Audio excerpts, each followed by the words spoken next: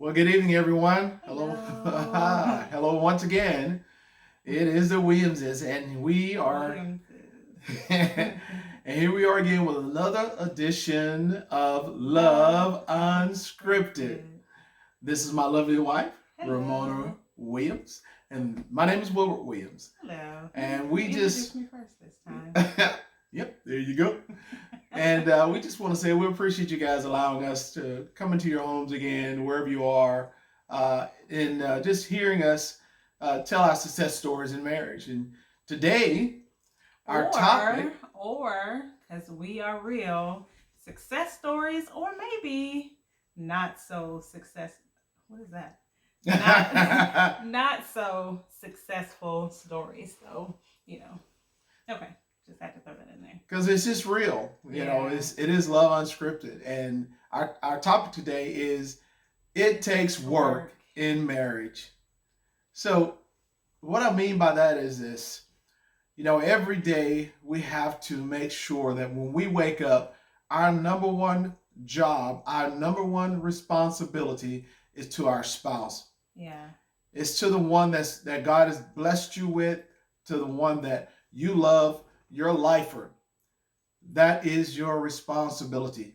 And it does take work. You definitely have to put in the time, the effort, the mental and physical effort, the soul effort into every crevice of your covenant. Crevice. Yeah. I have a song in my head. I don't know if I can sing it. It takes two to make a thing go right. It takes two to make it outside.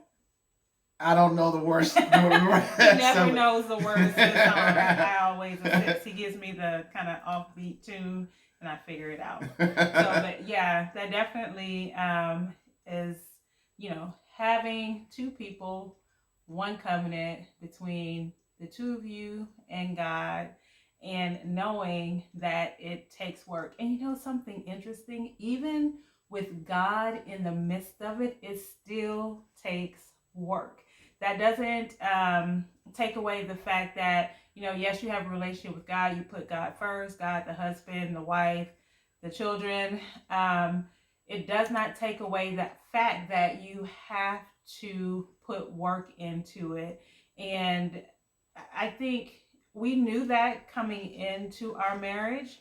And just as each day would unfold, with each lesson, each opportunity for you to communicate, or thing that comes up that you have to make sure that you come together as a couple to work on, we realize and we know that is like one of our founding I'm kind of making this up, the language, but founding tenets of our marriage.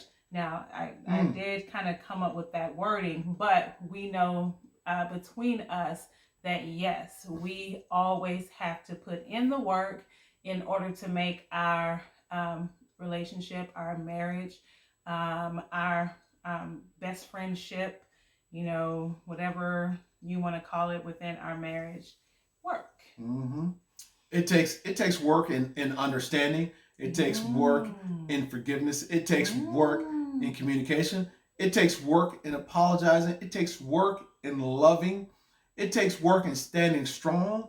It takes work in encouragement. It takes work in cherishing. It takes work in appreciating. It takes work in sincerity.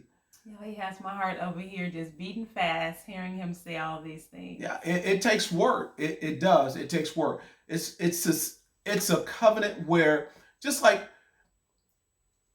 when you get up for work in the morning and you go to work.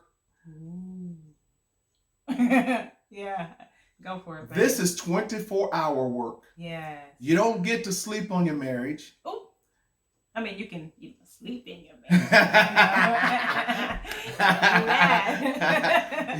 You don't get to do that. But don't sleep on. Don't sleep on your marriage. Yeah. Because there's ever changing, ever motivating, there's ever moments where if you do, you might miss an opportunity to love, you might miss an opportunity to bless, you might miss an opportunity to receive benefits. But if you get what I mean, Stop it. But don't sleep on your marriage. It's 24 hours. 24 It's hours. 24 hours. I love this. It's really, I mean, like I'm hearing this for the first time. But think about how good it is to let your spouse know, either in action or words or both or deeds, that all of those things that my husband just mentioned, that you are actively working on. Yes. Because here's the thing, we are not going to hit each one of those things 100%, knock it out the park every single time. You may be 100 on communication, but 85 on forgiving, for whatever reason, right? But what if your spouse knows, your husband, your wife knows that you are actively working in those areas? Yes. Right? Because now it lets me know that, oh, you know what? I'm human. I am not perfect. And so it's okay for me to work on those areas, but that also lets them know that, hey, you are important to me. You are so important to me that I'm willing to put in the work in our relationship to make it work, right? That is beautiful. That is beautiful. Work to making yourself better makes your covenant better. Makes the covenant better. Makes the covenant better. Yes. And I'll tell you, if this is not a job that you can clock in and clock out on. Come on, you're not hourly. You can't. Once it's I do, you're on the clock all the time. All the time. You're salary. Yes. You are salary. Yes. You don't get to say, well, I don't feel like going into work today. You don't get to call in. You don't have that option in a covenant marriage. It's not like that. So you have to make sure that when you say I do, it's done. It's done. It's done. Yes. And it is for life. Yes. And I know we talk to a lot to married couples, but this is also for engaged couples. It's for people who are in relationships who you already see that there's potential in this person to be your husband or to be your wife. Or for someone who is single and you are waiting on God to position you to actually be in a relationship with that person, and he's gonna has a line for you for the rest of your life. Going into that thing, whatever stage you are in, knowing that I am going to put in the work. And it would, if I were to speak to someone who is single right now, and you are, because this was me at one time.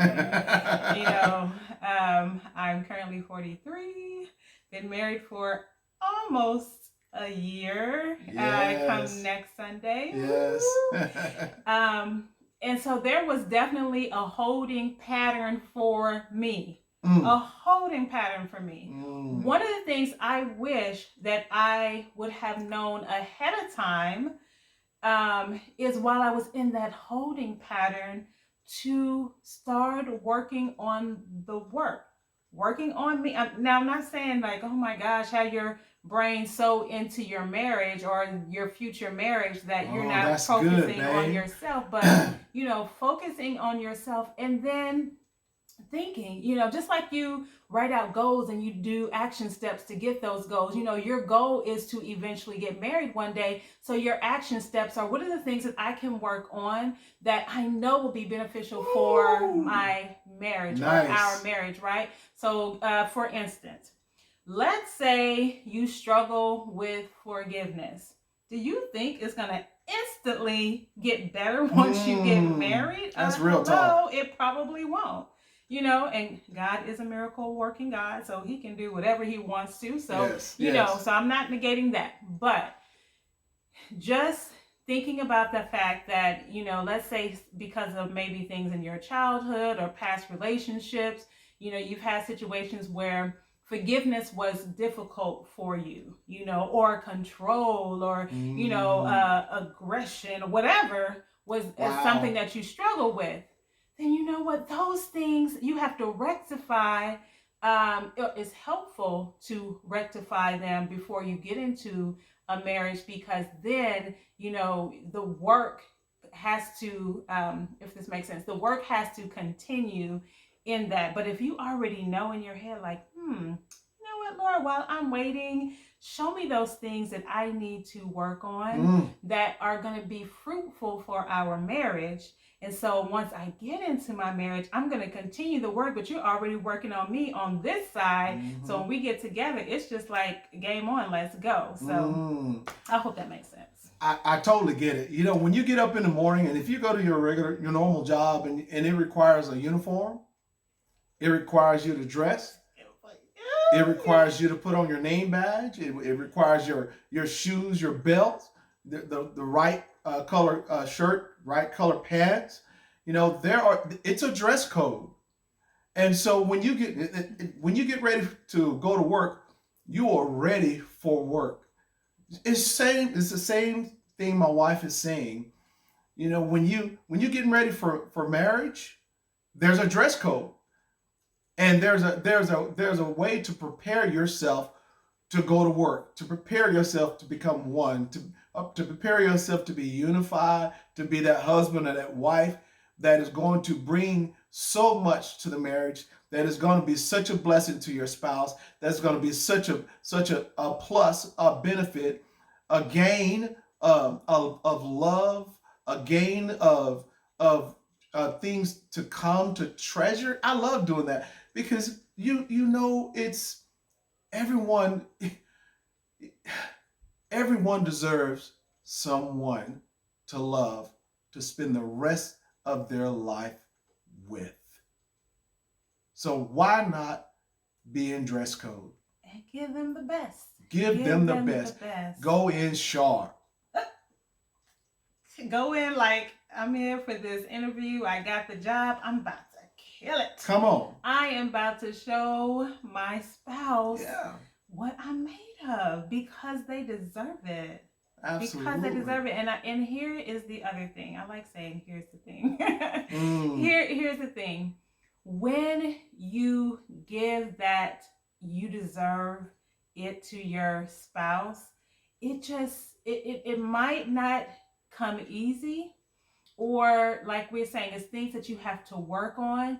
But as you practice it, as you practice the putting in the work, it gets better. It gets easier. You are reminded on just a regular basis, okay, what can I do to put in the work today?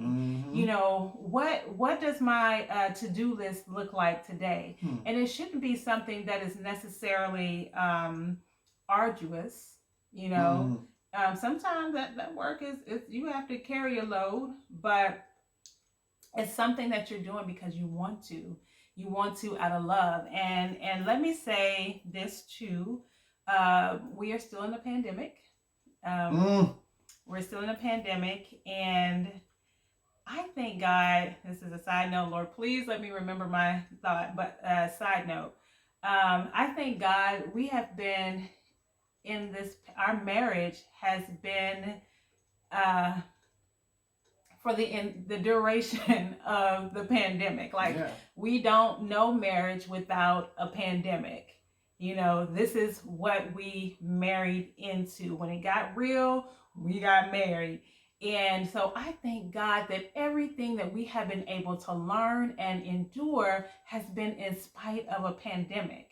And so let me tell you, I don't care where you are in your marriage. And that's tough. That's tough. We've been somewhere as a married couple twice. Yeah, that's it. Twice. We have been somewhere as a married couple twice. And if God is able to sustain our marriage in the first year, which can be a difficult year, during a pandemic, teach us lessons, give us the passion to be able to speak to other people, so that you too, or whoever you're going to pass this video on to, can receive it as well. It can happen for you. So I thank you, Lord. So I lead that into saying, if things are, there's not alignment maybe right now for whatever reason, between your spouse, between you and your spouse in your marriage, but you, at least one of you, is willing to say, I'm going to put in the work. You be the one to put in the work. Somebody has to do it, and we know that people will sometimes be at different levels and positions in the marriage, right? Wow. And so, but you find, let's say God led you out of your covenant to this video, and things are like this, you keep missing each other, then how about you be that one to say, okay, Lord, I know this is for a reason. I know I came upon this couple for a reason. And so he is speaking to you. We do believe that God has assigned us to do this. Absolutely. And we've said before, even if it's just one person who sees this video, we know that there is divine alignment with that. And so if that is you, be the person, start putting in the work. Start putting the work, start speaking to God and ask him, Lord, what is it that I need to do? Because if he has joined you together, that's just where you should be. But, faith without works. So you have faith that things can turn around in your marriage, but what kind of work are you putting into it? Right. A covenant means you're no longer two, but you're one. And we say that every single time because we want you to understand that when they see you, they see her. Or when they see me, they see her. Mm-hmm. When they see her, they see me. Mm-hmm. And we have to work on the unification. We have to work to make sure the standards remain. It's not a one and done when it comes to the work. You maintain it. You do it every single day. It's nurtured, it's cultured, it's pampered. You do all these things to keep it as one. Yeah. And what you have to do is also learn to love in spite of. You can't just check in and check out. You love in spite of. Mm-hmm. And you love each other up to the level. You position yourself as God has positioned him with your spouse, as God has positioned himself with you. Oh, that was good. You better give yourself credit. That was good. Yes, that was really good. Oh, yeah. Wow. That was good. That was good. Yeah. And when you maintenance your marriage, when you maintenance your covenant, every day you should check the system. Check the functionality. Make sure that you are going in to make sure that it's working like a finely tuned engine. That every time you hit the gas, you hear all the cylinders hitting. Oh, and if it's not hitting, babe, what should you do if it's not hitting? Tune it up.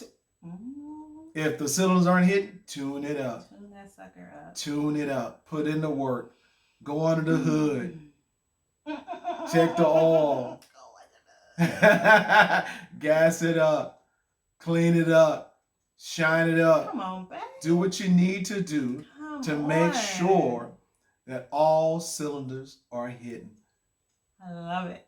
You don't want to miss a beat. And if you do, that's okay, because we are human. You're in a relationship, but guess what? If you miss a beat, then you get back in there. Come on. And then you put in the work.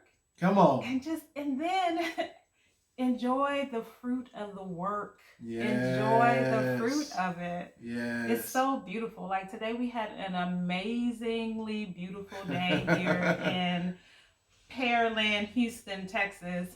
And imagine, if we hadn't been putting in the work, and we don't put in the work, and so it's pretty beautiful outside. You all right? Go outside, and I'll sit in here and watch some TV or whatever. Because our thing is, we do love to be around each other. Yes. So if he's outside, I'm outside. If he's inside, I'm inside.